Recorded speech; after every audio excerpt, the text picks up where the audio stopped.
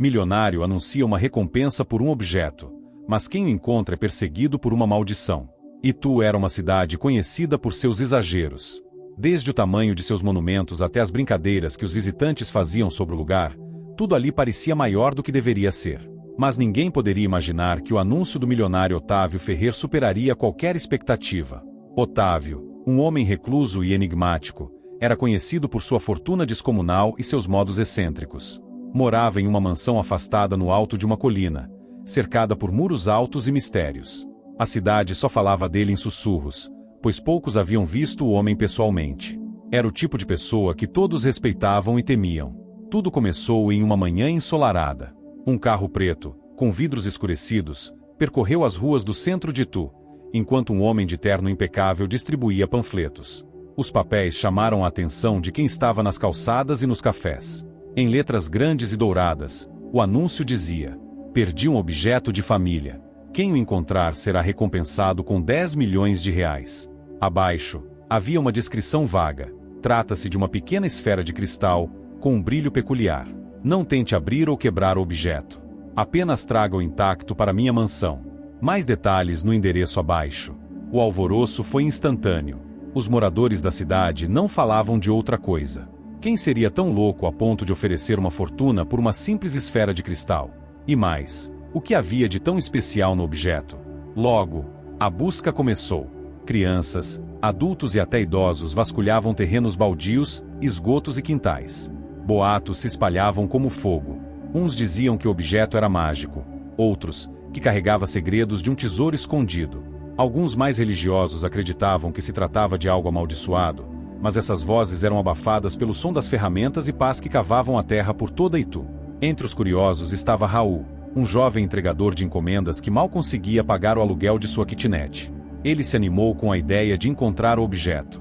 "Com 10 milhões, minha vida vai mudar para sempre", pensou. Assim como ele, outros moradores tinham sonhos de escapar da rotina e das dificuldades financeiras. Mas o que ninguém sabia era que encontrar a esfera seria o começo de um pesadelo. A comoção em Itu havia atingido seu auge. Não importava onde se andasse, o tema era o mesmo: a busca pela misteriosa esfera de cristal. O comércio local viu um aumento incomum de vendas de lanternas, detectores de metal e até ferramentas de escavação. Era como se toda a cidade tivesse embarcado em uma caça ao tesouro. No entanto, poucos sabiam que, ao mesmo tempo em que as pessoas se empenhavam em encontrar o objeto, algo mais sombrio começava a acontecer. Otávio Ferrer, o milionário excêntrico, observava tudo de longe. Ele permanecia trancado em sua mansão, cercado por um pequeno grupo de empregados leais. Dentro do casarão, uma sala era dedicada exclusivamente à busca pela esfera.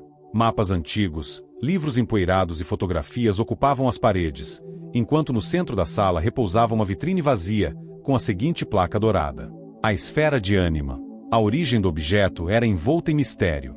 De acordo com uma lenda contada por sua avó, a esfera não era apenas um artefato bonito, mas um receptáculo de poder ancestral. Diziam que quem a possuísse poderia moldar sua própria realidade, mas isso vinha com um preço. Otávio, um homem de ciência, nunca acreditara completamente nessa história, até começar a sentir os efeitos da ausência do objeto.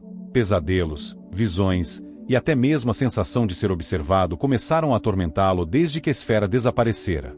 Ele sabia que precisava recuperá-la a qualquer custo. E, para isso, estava disposto a pagar uma fortuna. Enquanto os rumores e teorias corriam soltos pela cidade, Raul continuava sua rotina como entregador, usando o tempo livre para procurar a esfera. Ele caminhava pelas praças, explorava terrenos baldios e até perguntava a conhecidos se tinham encontrado algo em comum. Foi em uma tarde de chuva que ele recebeu sua primeira pista. Raul estava entregando um pacote em um bairro afastado quando notou algo estranho. Em frente a uma velha casa abandonada, uma mulher idosa, com olhos arregalados e aparência desleixada, segurava um papel que parecia ser um dos panfletos do milionário. Ela murmurava algo incompreensível enquanto olhava fixamente para o céu. Curioso, Raul se aproximou. "Com licença, senhora, está tudo bem?" perguntou ele, com a voz hesitante. A mulher virou-se lentamente, seus olhos injetados de um vermelho perturbador. Ela segurou o braço de Raul com uma força surpreendente e sussurrou: "Você não sabe o que está procurando, garoto. A esfera é uma maldição. Não a toque, não a olhe. Deixe-a enterrada." Raul tentou se soltar, mas a mulher apertava seu braço com firmeza. Antes que ele pudesse responder, ela apontou para o terreno baldio ao lado da casa. Eles a esconderam lá.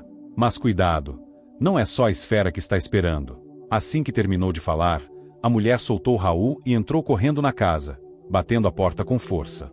Ele ficou parado por alguns segundos, processando o que acabará de acontecer. Mesmo sentindo um calafrio percorrer sua espinha, a curiosidade venceu o medo.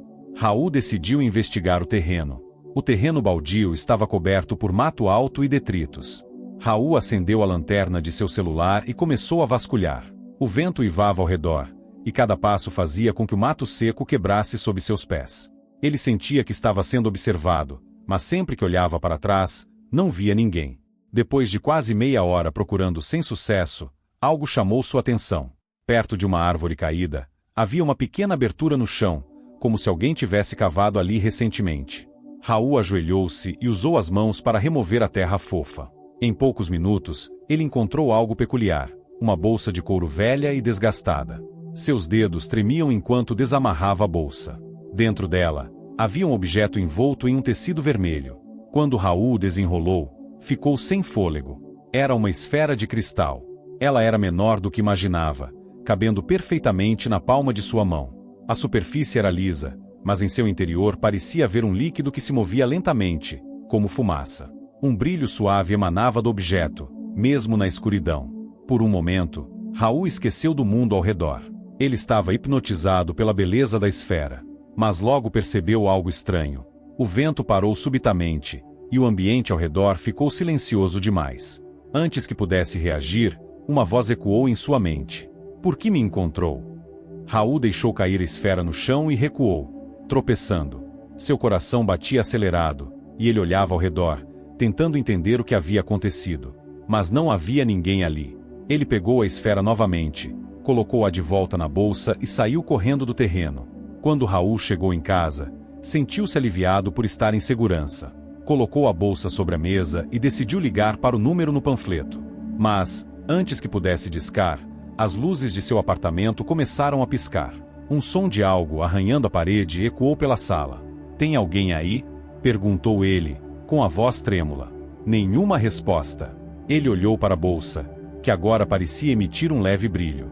Raul não sabia, mas ao encontrar a esfera, ele havia desencadeado algo que não podia controlar.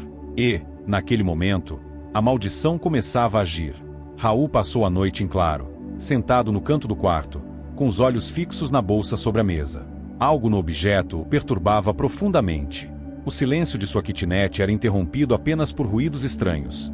Passos leves que pareciam vir do corredor, o som de algo caindo, mas sem que nada estivesse fora do lugar. Mesmo assim, pela manhã, ele tomou uma decisão. Precisava levar a esfera até Otávio Ferrer. Talvez o milionário pudesse explicar o que estava acontecendo e, com a recompensa em mãos, ele daria um fim àquela sensação sufocante. O caminho até a mansão de Otávio era longo e sinuoso, localizado em uma colina afastada, cercada por um bosque de árvores altas. Raul havia chamado um táxi, mas o motorista, ao ouvir o destino, recusou-se a completar a viagem. Até lá em cima, nem pensar. Aquela mansão tem histórias, meu amigo. Não sei o que você tem para resolver com o Sr. Ferrer, mas não conte comigo. Boa sorte, disse o taxista antes de deixá-lo na entrada do bosque.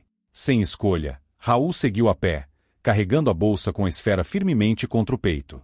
Cada passo parecia mais pesado do que o anterior. O bosque tinha uma atmosfera opressiva, e o som do vento entre as árvores parecia sussurrar palavras que ele não conseguia entender. Ao longe, a mansão finalmente surgiu. Era imensa, com torres que pareciam alcançar o céu nublado. Grades altas cercavam o terreno, e uma sensação de isolamento emanava daquele lugar. Raul caminhou até o portão e apertou o interfone. Uma voz grave e fria respondeu. Sim, eu encontrei a esfera. Preciso falar com o Sr. Ferrer. Houve um longo silêncio. Então, o portão se abriu lentamente com um rangido metálico. Raul entrou, sentindo os olhos de algo ou alguém sobre ele. Dentro da mansão, Raul foi recebido por um mordomo que não disse uma palavra.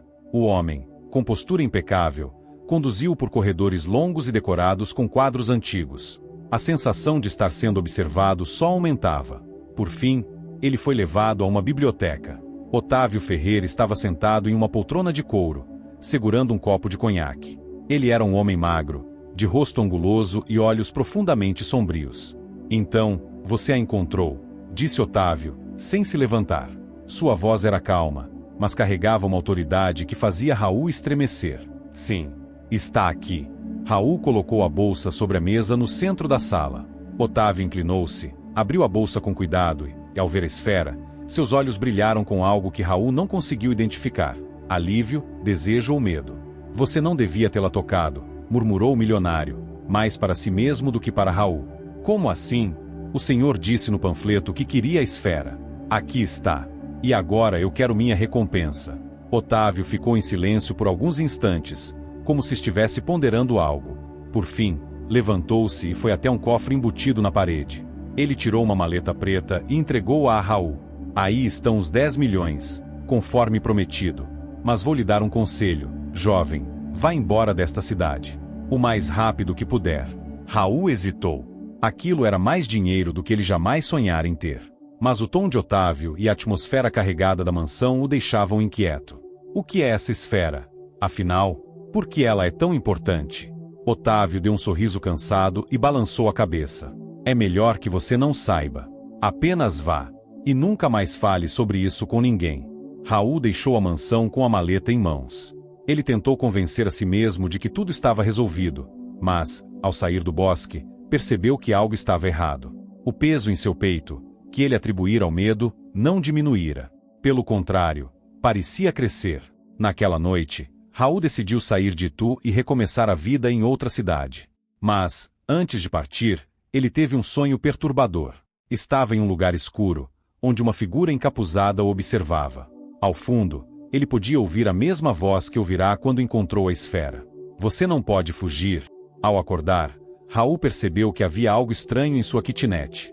As paredes pareciam cobertas por marcas de mãos, como se alguém ou algo tivesse passado por ali. Sua visão começou a escurecer, e ele desmaiou. Enquanto isso, na mansão, Otávio observava a esfera. Ele sabia que o verdadeiro problema ainda não havia começado. A esfera era como um imã para forças que a humanidade não podia compreender, e, ao ser tocada por Raul, havia transferido parte de sua energia maldita para ele. Na cidade, boatos começaram a circular. Pessoas afirmavam ter visto Raul andando pelas ruas à noite, mas sempre à distância, e seu comportamento parecia diferente. Alguns diziam que ele falava sozinho, outros, que sua sombra parecia se mover de forma independente. Raul não sabia, mas a esfera o havia marcado. Mesmo longe dela, ele agora era parte do ciclo de sua maldição.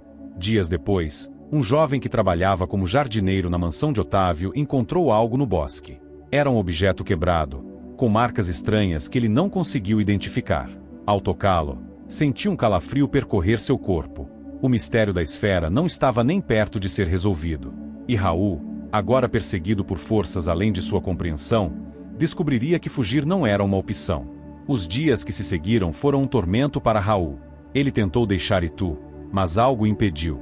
Cada vez que se aproximava da rodovia, uma sensação de pânico tomava conta dele, como se forças invisíveis o estivessem puxando de volta. Em uma dessas tentativas, seu carro simplesmente parou de funcionar, deixando-o no meio da estrada. Ele foi forçado a retornar a pé para a cidade, sentindo-se cada vez mais preso. Enquanto isso, a notícia de que Raul havia encontrado a esfera se espalhou. Alguns moradores começaram a tratá-lo como uma celebridade local, enquanto outros cochichavam pelas costas dele, dizendo que algo errado havia acontecido desde que ele encontrara o objeto. Os boatos sobre a esfera ganharam contornos mais sombrios, e Raul percebeu que não estava mais seguro, nem em sua própria casa. Na mansão de Otávio Ferrer, a esfera estava guardada em uma sala isolada, protegida por portas de aço e monitorada por câmeras de segurança. Mas, mesmo assim, algo estava errado. Os empregados da mansão começaram a relatar fenômenos estranhos, luzes que piscavam, passos que ecoavam pelos corredores vazios, e, pior, sons de vozes murmurando, sempre perto da sala onde a esfera estava. Otávio, que já tinha alguma noção do poder do artefato, começou a temer que sua presença pudesse desencadear algo ainda maior. Ele passou noites em claro, lendo os antigos livros de sua coleção, tentando entender o que realmente havia herdado de sua família. Foi em um desses livros que encontrou a resposta. Um tomo velho, escrito em latim, descrevia a esfera como um veículo de almas perdidas.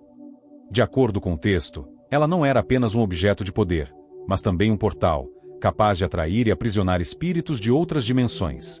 Aqueles que tocassem a esfera carregariam para sempre uma marca, tornando-se alvos das entidades que ela atraía. Otávio percebeu que havia cometido um erro terrível ao permitir que a esfera fosse encontrada. Enquanto isso, Raul não conseguia escapar dos efeitos da maldição. Sua saúde começou a deteriorar.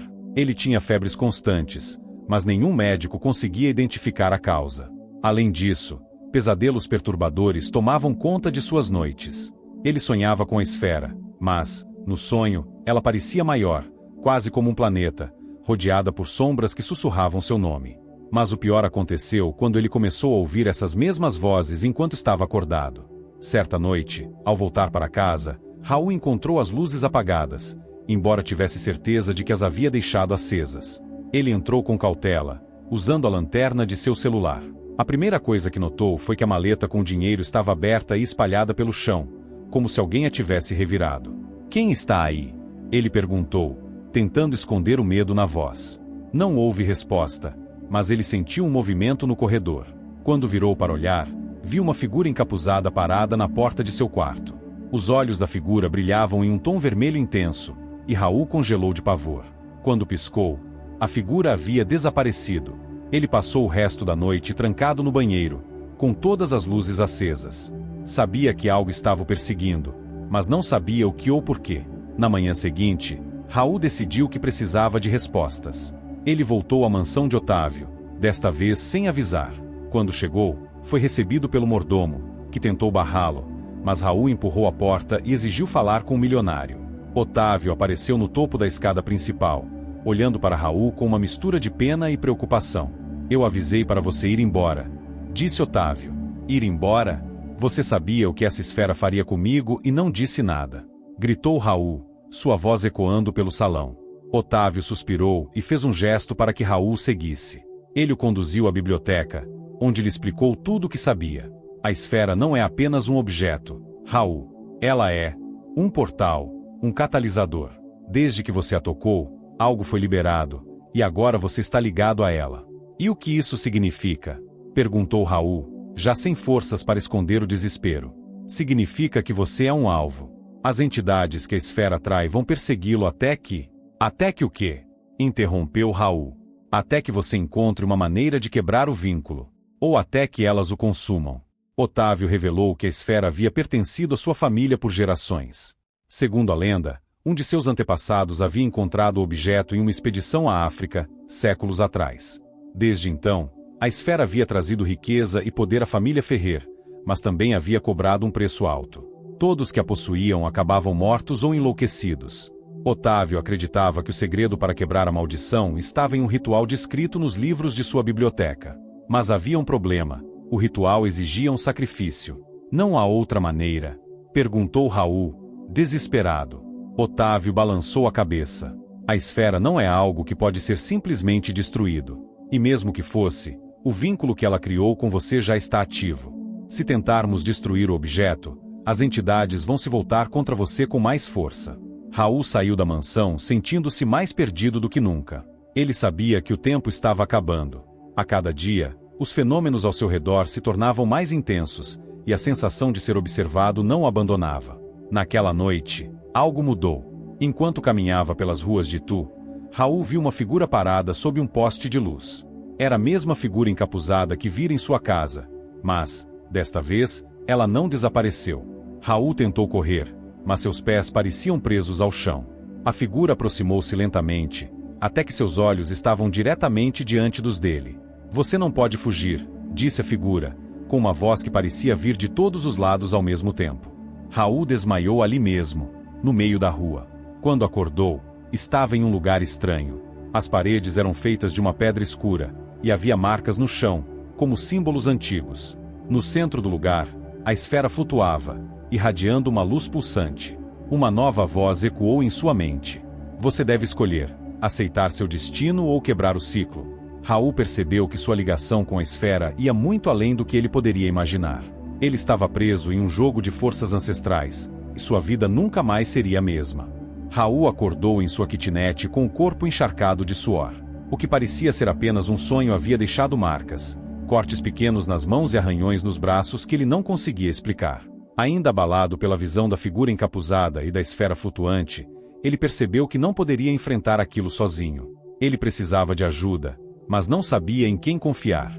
A cidade inteira parecia ter se transformado em uma armadilha silenciosa, e Raul sentia que cada sombra escondia algo que observava. No mesmo dia, enquanto caminhava sem rumo pela cidade, Raul encontrou Adriana, uma antiga colega de escola e agora jornalista investigativa. Ela estava no centro da praça, conversando com comerciantes sobre a recompensa oferecida por Otávio Ferrer. Adriana percebeu Raul e, ao notar seu estado abatido, correu até ele. "Raul, o que aconteceu com você? Parece que não dorme há dias", perguntou, com a preocupação evidente em sua voz. Raul hesitou, mas acabou contando tudo a ela. Descreveu a descoberta da esfera, os acontecimentos estranhos e a sensação de estar sendo perseguido. Ele até mostrou os cortes nas mãos e mencionou a visão da esfera flutuante. Adriana ouviu atentamente, anotando tudo em um pequeno bloco de notas. "Isso é maior do que eu pensava", disse ela. "Há boatos sobre essa esfera há anos, mas ninguém nunca conseguiu provar nada. Talvez eu possa ajudar a descobrir o que está acontecendo." Embora desconfiado, Raul sentiu-se aliviado por não estar mais sozinho. Ele aceitou a ajuda de Adriana, e os dois começaram a planejar o próximo passo. Adriana sugeriu que eles investigassem os arquivos históricos da cidade.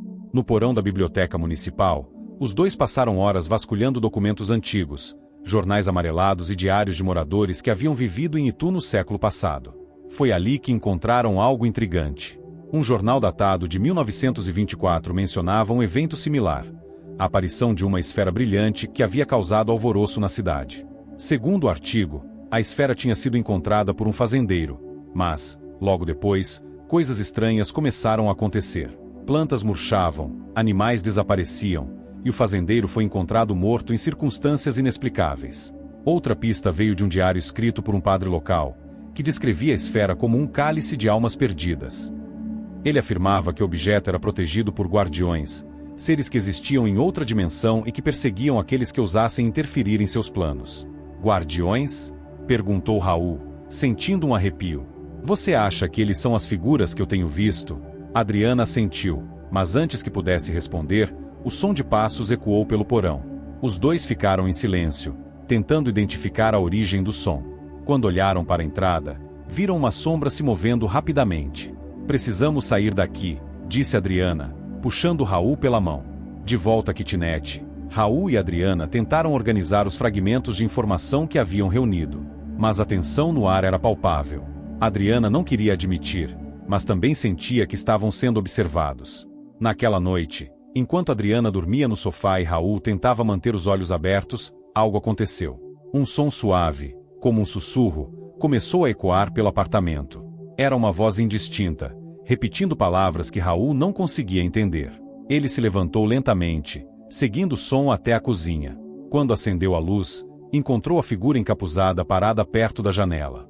"O que você quer de mim?", gritou Raul, mas a figura não respondeu. Em vez disso, ela estendeu a mão, e Raul sentiu um calor intenso no peito, exatamente onde tinha segurado a esfera pela primeira vez. Ele caiu de joelhos, ofegante, enquanto a figura desaparecia. Adriana acordou com os gritos de Raul e correu até ele. "O que aconteceu?", perguntou, segurando-o pelos ombros. "Eles estão aqui. Eles querem alguma coisa de mim", respondeu ele, com a voz trêmula. Adriana sugeriu que procurassem uma pessoa que poderia ajudá-los. Na periferia de Itu, havia uma mulher conhecida como Dona Cássia, uma curandeira e médium com fama de lidar com o sobrenatural. Raul, embora cético, concordou. A casa de Dona Cássia era simples, mas cheia de objetos místicos, velas, ervas e figuras de santos misturadas com símbolos de religiões africanas. Quando Raul contou sua história, ela ficou em silêncio por alguns minutos, como se estivesse ouvindo algo além do que era dito. "A esfera é mais antiga do que qualquer coisa que você possa imaginar", disse Dona Cássia. "Ela é um portal, sim, mas também é uma armadilha. E você está preso no meio disso. Como eu saio dessa?", perguntou Raul, com desespero na voz. Dona Cássia olhou profundamente nos olhos dele. "Há um ritual, mas ele é perigoso. Você precisará enfrentar os guardiões diretamente.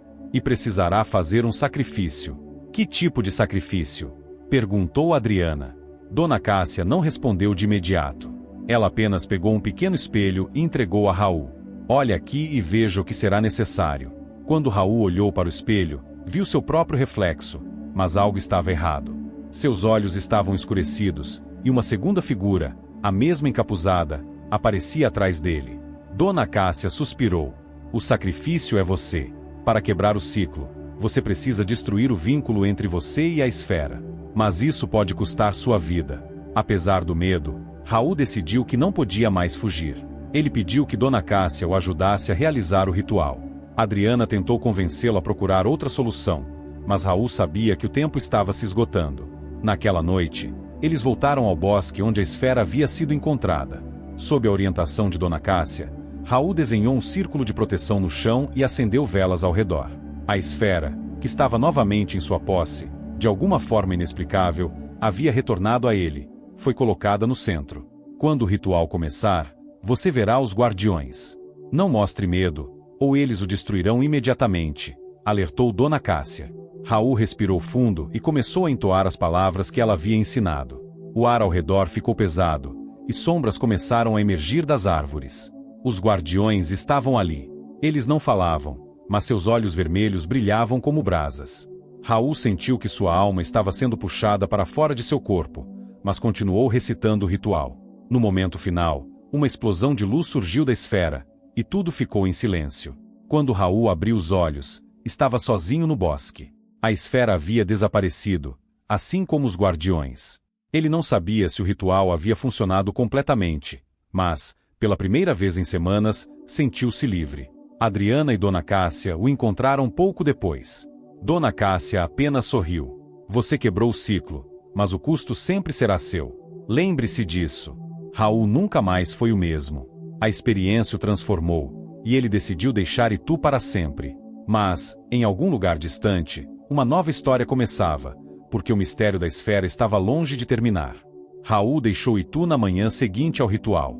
Com apenas uma mochila e o pouco dinheiro que lhe restava da recompensa, ele embarcou em um ônibus rumo ao interior de Minas Gerais, onde esperava encontrar um recomeço. Mas, mesmo longe, não conseguia se livrar da sensação de que a esfera ainda o afetava. Enquanto isso, em Itu, a notícia do desaparecimento de Raul começou a circular. Adriana, que havia prometido ajudá-lo, não conseguia tirar da cabeça os acontecimentos no bosque. Algo no ritual parecia ter dado errado.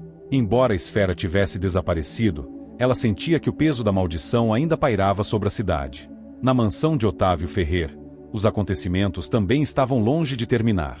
Após o desaparecimento da esfera, Otávio começou a perceber mudanças em si mesmo.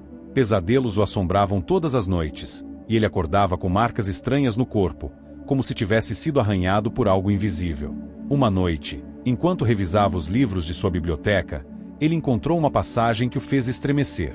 A esfera não desaparecia simplesmente. Ela escolhia um novo portador. E, ao que tudo indicava, Otávio agora era o próximo alvo. Desesperado, ele tentou entrar em contato com Dona Cássia, mas descobriu que a mulher havia deixado a cidade. Sem outra opção, Otávio decidiu procurar Adriana, acreditando que ela pudesse ajudá-lo a entender o que estava acontecendo. Desde o ritual, Adriana também vinha tendo experiências perturbadoras. À noite, ela ouvia sussurros vindos de dentro de sua própria casa. Objetos se moviam sozinhos, e sombras dançavam nas paredes. Ela sabia que algo havia escapado do ritual, algo que não deveria estar ali. Quando Otávio a procurou, Adriana estava à beira de um colapso. Mas sua determinação de descobrir a verdade falou mais alto. Precisamos voltar ao bosque, disse ela a Otávio. Há algo lá que ainda não entendemos. Otávio hesitou. Ele sabia que o bosque estava repleto de energia maligna, mas também sabia que não tinha escolha. Os dois se prepararam para retornar ao local onde o ritual havia sido realizado. Na noite seguinte, Adriana e Otávio caminharam pelo bosque, armados com lanternas e uma coragem que mal conseguiam sustentar. O local parecia diferente. As árvores estavam mais altas e densas, como se o bosque tivesse crescido em um ritmo antinatural. O ar estava pesado, quase sufocante. Quando chegaram ao ponto exato do ritual, encontraram marcas no chão que pareciam pulsar com uma luz fraca, como brasas ainda acesas. No centro, onde a esfera havia desaparecido, havia um buraco pequeno, mas profundo, cercado por símbolos que nenhum deles conseguia identificar.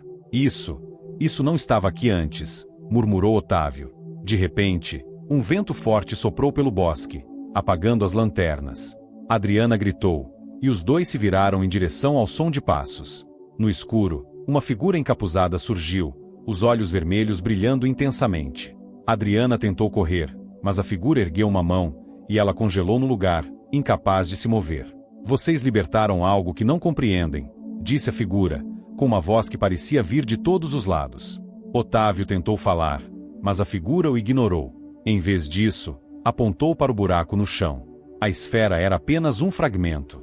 O portal está abrindo.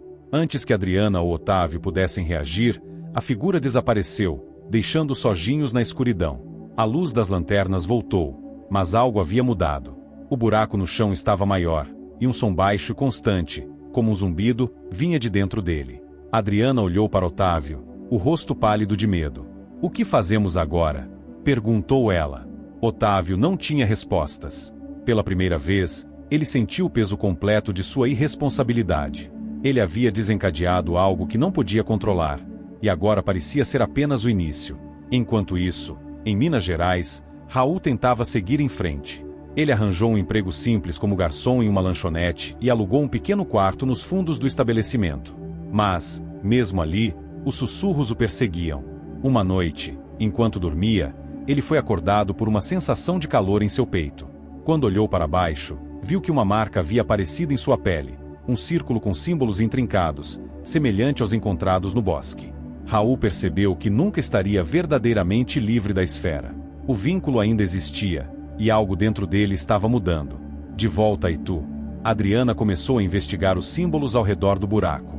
Com a ajuda de registros antigos, descobriu que eles pertenciam a um culto extinto há séculos, que acreditava na existência de dimensões ocultas conectadas à Terra. Segundo os textos, a esfera era apenas uma chave para abrir essas dimensões. O mais assustador, porém, era a profecia que acompanhava os textos. Ela dizia que, uma vez aberto, o portal permitiria a passagem de seres que destruiriam tudo em seu caminho. Adriana sabia que precisava agir rápido, mas não sabia por onde começar. Otávio, por outro lado, começou a mostrar sinais de instabilidade. Ele falava sozinho, acordava no meio da noite gritando, e parecia cada vez mais convencido de que o único jeito de salvar a cidade era se sacrificar. O buraco no bosque continuava crescendo, e fenômenos estranhos começaram a acontecer em Itu. Pessoas relataram ver luzes no céu, ouvir vozes em suas casas e sentir uma presença constante atrás delas. Adriana tentou alertar as autoridades, mas ninguém acreditou nela. Determinada, ela começou a reunir tudo o que sabia sobre o ritual e os guardiões. Sua única esperança era encontrar Raul e convencê-lo a voltar. Enquanto isso, Raul percebeu que suas mudanças físicas eram apenas o começo. Ele sonhava com o bosque todas as noites, e, em seus sonhos, via a esfera no centro de um mundo devastado. Ele sabia que o tempo estava se esgotando. Adriana e Otávio estavam determinados a enfrentar o que quer que viesse do portal. E Raul, apesar do medo, sabia que também precisaria encarar o legado sombrio da esfera. Mas eles ainda não sabiam que o verdadeiro inimigo estava apenas começando a se revelar. Raul tentava ignorar os sinais que o chamavam de volta a Itu, mas o vínculo que ele possuía com a esfera era mais forte do que sua vontade. Os pesadelos se intensificavam, e cada um era mais vívido e aterrorizante do que o anterior. Em todos eles, o bosque aparecia, as sombras dos guardiões dançavam ao redor do buraco, e o som de algo emergindo ficava mais claro. Adriana, por sua vez, estava obstinada em encontrar Raul. Ela sabia que ele era a chave para interromper o crescimento do buraco. Após dias de busca e de telefonemas incansáveis para contatos e conhecidos, ela finalmente conseguiu localizar uma pista sobre o paradeiro de Raul. Sem perder tempo, Adriana pegou o primeiro ônibus rumo à cidade onde Raul estava escondido. Ao chegar, encontrou-o em uma cafeteria modesta, com olheiras profundas e uma postura abatida. Raul parecia apenas uma sombra do homem que havia encontrado a esfera. "Eu sabia que você me encontraria", disse ele, antes mesmo que Adriana pudesse falar. "Raul, nós precisamos de você. Algo muito pior está prestes a acontecer em Itu. A esfera não foi destruída, apenas mudou. E o portal está crescendo." Raul suspirou, como se já esperasse ouvir essas palavras. "Eu sei. Eu sinto. Todas as noites, eles vêm até mim. Os guardiões.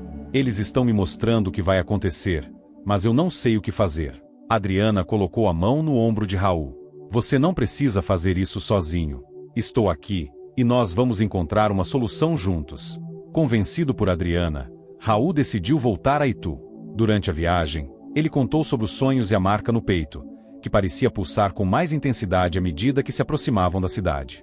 Adriana ouviu atentamente, anotando cada detalhe.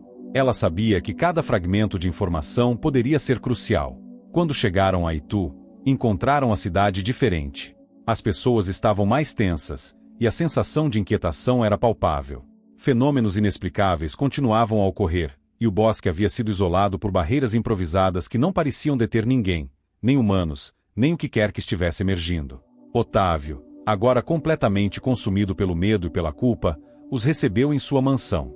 Ele parecia mais velho, com olheiras profundas e uma postura curvada. Vocês demoraram, disse ele, a voz rouca. O buraco está crescendo, e algo está tentando sair. Com Otávio insistindo em acompanhá-los, Raul e Adriana decidiram voltar ao bosque naquela mesma noite. Eles levaram lanternas, cordas e câmeras, tentando registrar qualquer coisa que pudessem encontrar. Ao chegarem, perceberam que o buraco havia dobrado de tamanho. O zumbido que vinha de seu interior era mais alto, quase insuportável. No ar, havia uma energia pesada, como se o próprio espaço ao redor estivesse se dobrando. Isso não é normal, disse Adriana, tentando controlar o tremor em sua voz. Raul se aproximou do buraco, sentindo uma força invisível puxando-o para a frente. Ele olhou para Adriana e Otávio. Eu preciso entrar. Você está louco? Protestou Adriana. Não sabemos o que tem lá dentro. Eu sei que é perigoso, mas sinto que a resposta está lá, disse Raul. Se não fizermos nada, o que quer que esteja vindo vai destruir tudo. Otávio, surpreendentemente, concordou. Ele está certo. Mas eu vou com ele. Amarrados a uma corda presa a uma árvore, Raul e Otávio desceram pelo buraco. O interior era mais profundo do que parecia à primeira vista, com paredes revestidas por símbolos brilhantes que pulsavam em um ritmo constante. No fundo, encontraram algo que tirou o fôlego de ambos. A esfera estava ali, flutuando no ar, mas diferente. Ela agora estava maior, com rachaduras que brilhavam com uma luz dourada. Ao seu redor, figuras encapuzadas, os guardiões, estavam paradas em círculo, como se esperassem por algo. Quando Raul se aproximou, a esfera reagiu. A marca em seu peito começou a brilhar, e ele sentiu uma dor intensa, como se sua própria essência estivesse sendo sugada. Raul! Gritou Otávio, tentando puxá-lo de volta. Mas era tarde demais. A esfera disparou um feixe de luz que conectou diretamente a Raul, e, por um momento, ele viu tudo: o passado da esfera, os guardiões e o que estava por vir. Raul descobriu que a esfera não era apenas um objeto. Ela era um núcleo de energia criado para manter o equilíbrio entre dimensões. Os guardiões eram seus protetores, mas o uso irresponsável dela por humanos havia rompido o equilíbrio. Agora, as dimensões estavam colidindo, e seres de outros mundos estavam prontos para atravessar o portal. Raul era a última barreira, o único capaz de interromper o processo. Quando a conexão se quebrou, Raul caiu no chão, ofegante. Ele olhou para Otávio, os olhos cheios de determinação. Eu sei o que precisa ser feito. Mas não vai ser fácil. De volta à superfície, Raul explicou tudo a Adriana e Otávio. A única maneira de impedir a catástrofe era destruir a esfera definitivamente, mas isso exigiria um sacrifício. Ele precisava se tornar o novo guardião, prendendo-se para sempre entre as dimensões. Adriana tentou convencê-lo a encontrar outra solução, mas Raul estava decidido. Minha vida já está conectada a isso. Se eu não fizer isso, todos nós estaremos perdidos. Otávio, tocado pela coragem de Raul, ofereceu-se para ajudá-lo a preparar o ritual final. Adriana, com lágrimas nos olhos, concordou em apoiar a decisão. Na noite seguinte, os três voltaram ao bosque. Sob a orientação de Dona Cássia, que havia retornado à cidade ao saber dos acontecimentos, prepararam o ritual. Velas foram acesas, e Raul ficou no centro, com a esfera flutuando à sua frente. Quando o ritual começou, o céu escureceu, e os guardiões apareceram, formando um círculo ao redor. A energia era esmagadora, mas Raul permaneceu firme. Estou pronto, disse ele, olhando para Adriana pela última vez. Com uma explosão de luz, a esfera se desfez, e Raul desapareceu. O buraco no bosque começou a fechar, e o zumbido cessou. Quando tudo terminou, Adriana e Otávio estavam sozinhos no bosque. O ar estava calmo, e a sensação de ameaça havia desaparecido. Raul havia cumprido sua promessa. Adriana nunca esqueceu o sacrifício de Raul. Ela escreveu sua história, certificando-se de que o mundo soubesse de sua coragem. Otávio, por outro lado, decidiu usar sua fortuna para proteger o bosque, garantindo que ninguém mais tentasse interferir no que estava além da compreensão humana. Mas, em algum lugar, entre as dimensões, Raul permanecia como guardião, protegendo o equilíbrio que ele tanto lutou para restaurar. Após o sacrifício de Raul, um silêncio pesado tomou conta de Itu. O buraco no bosque havia desaparecido, e a energia opressora que antes envolvia a cidade dissipou-se. Adriana e Otávio, os únicos a presenciar os eventos finais, carregavam agora o peso de uma verdade impossível de compartilhar. Adriana tentava voltar à normalidade, mas a lembrança do sacrifício de Raul era um fardo constante. Ela passava horas revendo suas anotações e os registros do ritual, na tentativa de entender se realmente tudo havia terminado. Otávio, por outro lado, decidiu isolar-se em sua mansão, consumido pela culpa e pela sensação de que algo ainda não estava certo. Cerca de 2 semanas após o fechamento do portal, Adriana começou a notar sinais inquietantes. O bosque, que deveria estar calmo, apresentava mudanças sutis. As árvores pareciam crescer mais rápido, e os sons de animais silvestres, antes comuns, haviam desaparecido. Durante uma de suas visitas ao local, Adriana encontrou marcas no chão, símbolos parecidos com aqueles que Raul havia descrito em seus sonhos. Determinada a não ignorar os sinais, ela buscou a ajuda de Dona Cássia. A mística, embora relutante, aceitou voltar ao bosque para investigar. O equilíbrio foi restaurado, mas o impacto de um portal tão antigo não desaparece tão facilmente, disse Dona Cássia enquanto examinava as marcas. O sacrifício de Raul pode ter selado a passagem, mas deixou uma cicatriz no tecido entre as dimensões. Adriana sentiu um calafrio percorrer sua espinha. Algo ainda estava por vir. Na mansão Ferrer, Otávio começou a perceber que não estava sozinho. Objetos se moviam sem explicação, e vozes sussurravam palavras que ele não compreendia. Uma noite, ao revisar os registros antigos da esfera, ele encontrou uma página que havia ignorado anteriormente. O texto falava de uma porta secundária, um resquício que permanecia após o fechamento de um portal principal. Desesperado para se redimir, Otávio começou a considerar a ideia de explorar essa possibilidade. Ele acreditava que, se encontrasse essa porta, poderia trazer Raul de volta. Mas os sussurros em sua mente não eram de consolo, eram comandos. Algo ou alguém o estava manipulando. Enquanto isso, Adriana começou a ter sonhos estranhos. Em um deles, ela viu Raul em um vasto vazio, cercado por luzes cintilantes. Ele parecia falar, mas suas palavras eram abafadas, como se viessem debaixo d'água. No sonho, Raul estendeu a mão para ela, mas antes que pudesse tocá-lo, acordou em pânico. Convencida de que o sonho era mais do que uma manifestação de sua mente, Adriana procurou Dona Cássia novamente. Ele está tentando se comunicar, disse Adriana, sua voz tremendo.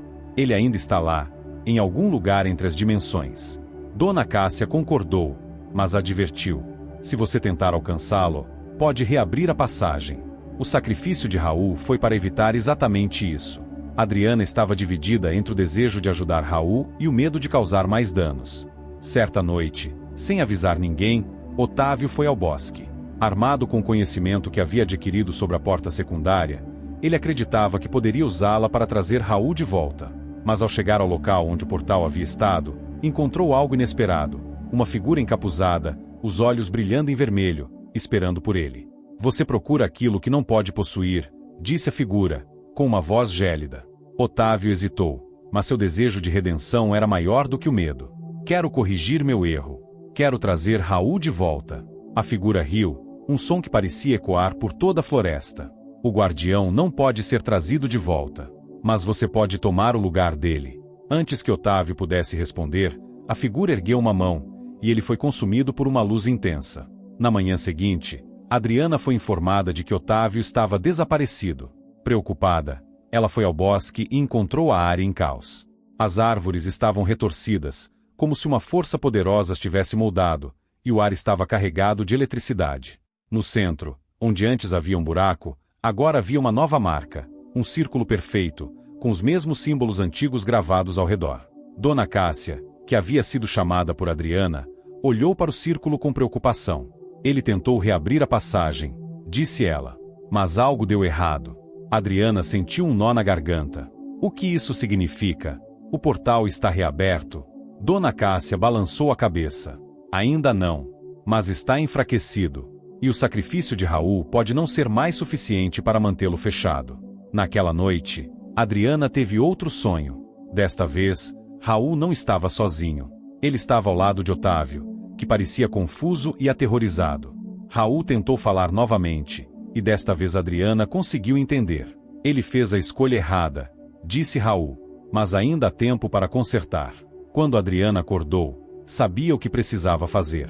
Ela reuniu os registros, as anotações de Raul e os textos antigos. Com a ajuda de Dona Cássia, planejou um novo ritual. Mas desta vez, seria diferente. Não se tratava de fechar o portal, mas de reforçar as barreiras para garantir que ele nunca pudesse ser reaberto. Adriana sabia que realizar o ritual exigiria um sacrifício semelhante ao de Raul, mas estava preparada. Antes de partir para o bosque, escreveu cartas para sua família e amigos, explicando sua decisão e pedindo que não tentassem seguir seus passos. Dona Cássia tentou dissuadi-la, mas Adriana estava resoluta. Raul não pode carregar isso sozinho. Ele me salvou, e agora é minha vez de salvá-lo. No bosque, sob a luz da lua cheia, Adriana iniciou o ritual. As velas foram acesas, e os símbolos começaram a brilhar. Enquanto recitava as palavras antigas, sentiu uma presença ao seu redor. Era Raul. Ele a olhava com tristeza, mas também com gratidão. Obrigado, sussurrou ele, antes de desaparecer em uma explosão de luz. Quando o ritual terminou, o bosque ficou em silêncio novamente. O portal estava selado, e a marca no chão desapareceu. Mas Adriana não estava mais lá. Como Raul, ela agora fazia parte do equilíbrio entre as dimensões, garantindo que nada mais pudesse atravessar. A cidade de Itu voltou à normalidade, mas as pessoas que conheceram Adriana e Raul nunca os esqueceram. Suas histórias foram contadas, preservadas como um lembrete de que o desconhecido deve ser respeitado. E, em algum lugar entre as dimensões, 2 guardiões observavam, prontos para proteger o mundo de novos perigos. Adriana estava agora entre as dimensões, em um espaço onde tempo e matéria se dissolviam em luz e energia. Ela sentia a presença de Raul, mas ele parecia distante, como uma sombra flutuando em um oceano infinito. Ambos compartilhavam a mesma missão, manter o equilíbrio entre os mundos. Entretanto, algo inesperado estava acontecendo. As barreiras entre as dimensões, que deveriam ter sido reforçadas pelo ritual de Adriana, estavam se enfraquecendo novamente. Um poder desconhecido, maior do que qualquer coisa que Raul ou Adriana já haviam enfrentado, estava tentando romper a realidade. Em Itu, os moradores começaram a relatar fenômenos cada vez mais bizarros. Objetos desapareciam e reapareciam em lugares impossíveis. O tempo parecia desacelerar em certas áreas da cidade. E, o mais perturbador de tudo, figuras sombrias começaram a ser vistas nos limites do bosque, observando silenciosamente. Dona Cássia, que havia sobrevivido aos eventos recentes, percebeu que algo estava errado. Ao visitar o bosque, sentiu uma energia diferente, muito mais forte do que antes.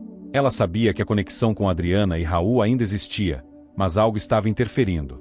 Eles precisam de nossa ajuda, disse ela, enquanto desenhava novos símbolos em seu livro antigo. Dona Cássia não podia enfrentar essa ameaça sozinha. Ela decidiu procurar aliados.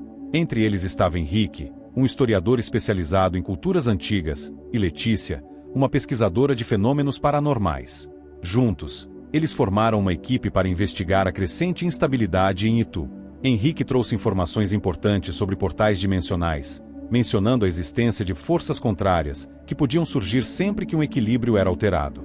Letícia, por outro lado, encontrou evidências de que as figuras sombrias eram fragmentos de outra dimensão, tentando invadir a realidade.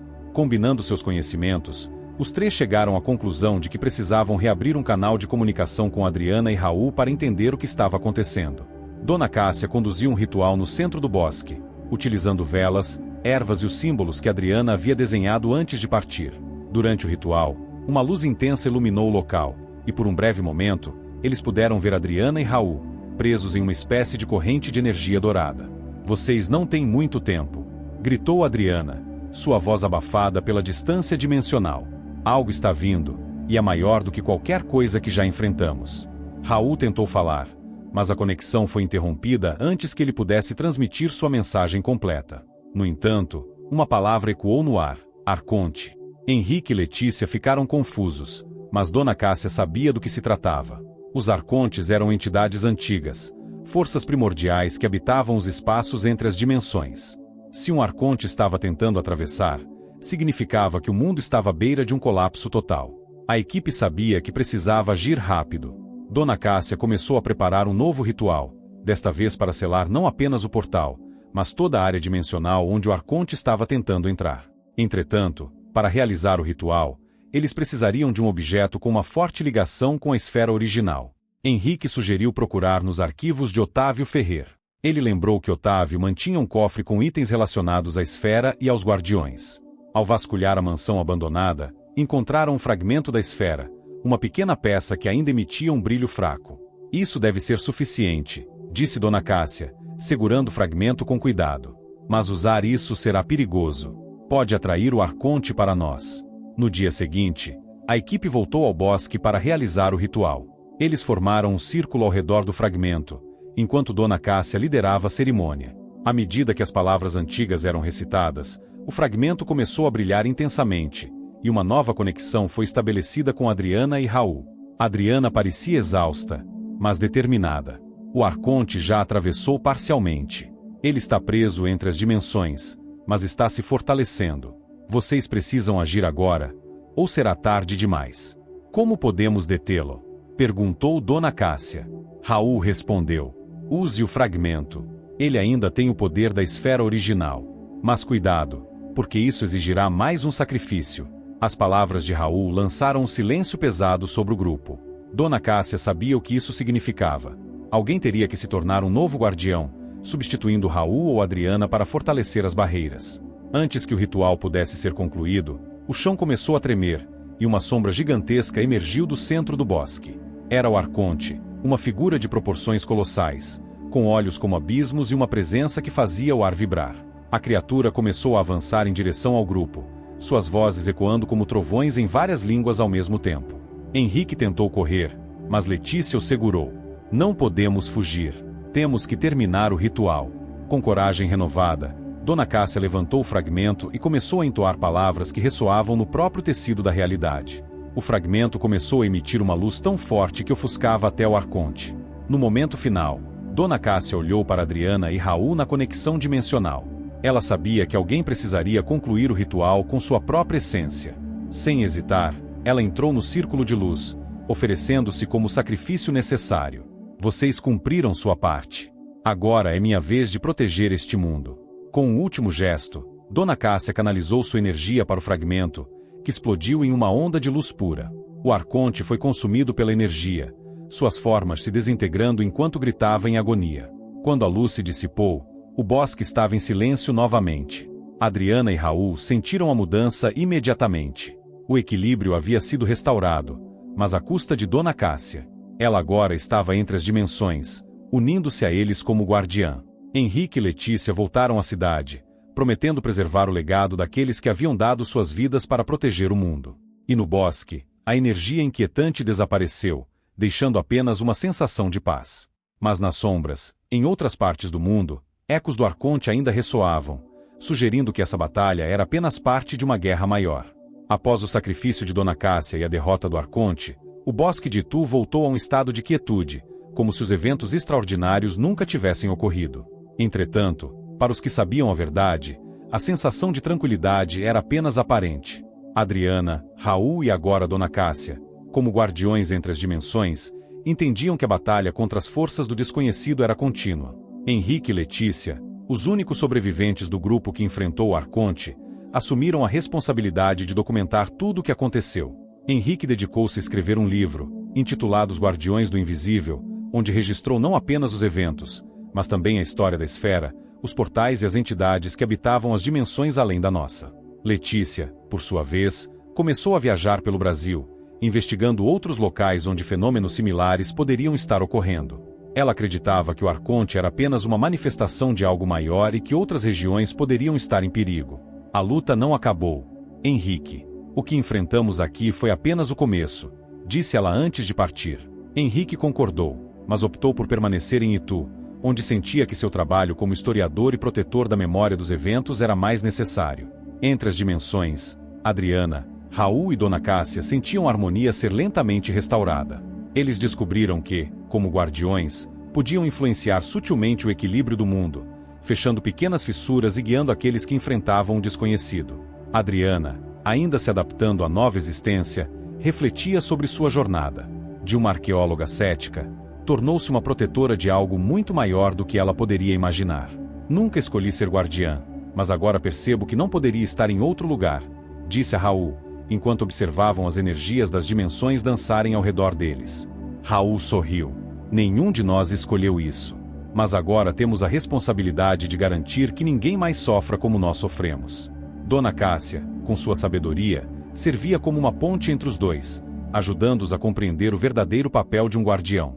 Não se trata de poder, mas de equilíbrio. Nosso sacrifício garante que outros possam viver em paz, disse ela, sua voz serena. Enquanto os guardiões trabalhavam para reforçar as barreiras dimensionais, algo incomum aconteceu. Uma rachadura surgiu em uma parte distante da dimensão intermediária, liberando uma visão do futuro. Adriana viu uma cidade moderna, repleta de caos e destruição. Torres de luz emergiam do chão, e figuras sombrias vagavam entre multidões apavoradas. Raul reconheceu o perigo. Isso não é apenas uma visão. É um aviso. Algo maior está por vir. Dona Cássia concordou. Os arcontes não eram o ápice. Eles eram apenas mensageiros. O verdadeiro perigo ainda está adormecido. Adriana sentiu um calafrio, mas sua determinação permaneceu firme. Então estaremos prontos. Sempre. No mundo físico, o bosque de Itu começou a atrair visitantes. As pessoas relatavam uma sensação de paz inexplicável ao caminhar entre as árvores. Alguns diziam ouvir vozes suaves, como sussurros no vento, enquanto outros juravam ter vislumbrado figuras de luz entre as sombras. Henrique usou sua influência para transformar o bosque em uma área protegida, garantindo que ninguém pudesse destruí-lo ou explorar seus mistérios. Ele sabia que, mesmo sem a esfera ou o portal, aquele lugar ainda carregava uma conexão especial com os guardiões. Ao longo dos anos, as histórias de Adriana, Raul e Dona Cássia tornaram-se lendas locais. As pessoas falavam deles como heróis misteriosos, protetores de um segredo que poucos podiam compreender. Letícia, em suas viagens, encontrou outras comunidades que relataram fenômenos semelhantes. Usando o que aprendeu em Itu, ajudou essas pessoas a lidar com as forças sobrenaturais, sempre lembrando-se dos sacrifícios feitos por seus amigos. Eles não desistiram, mesmo quando tudo parecia perdido. E é por isso que devemos continuar lutando, dizia ela aos que encontrava. Anos se passaram, mas o equilíbrio entre as dimensões permaneceu intacto. Os guardiões, embora invisíveis para a maioria, continuavam a vigiar. Adriana, Raul e Dona Cássia aprenderam a aceitar sua nova existência, encontrando propósito em sua missão eterna. Certa noite, enquanto observavam as energias fluírem entre os mundos, Adriana olhou para Raul e Dona Cássia. Talvez nunca possamos voltar para o mundo físico, mas aqui, somos necessários. E isso é suficiente. Raul assentiu. Somos os guardiões. E enquanto estivermos aqui, o mundo estará seguro. Dona Cássia sorriu, com a sabedoria de alguém que compreendia os ciclos da vida e da morte. O sacrifício não é o fim. É apenas o início de algo maior. E assim, enquanto o tempo avançava e o mundo físico continuava sua jornada, os guardiões permaneciam nas sombras, protegendo a humanidade de perigos que ela nunca soube que existiram.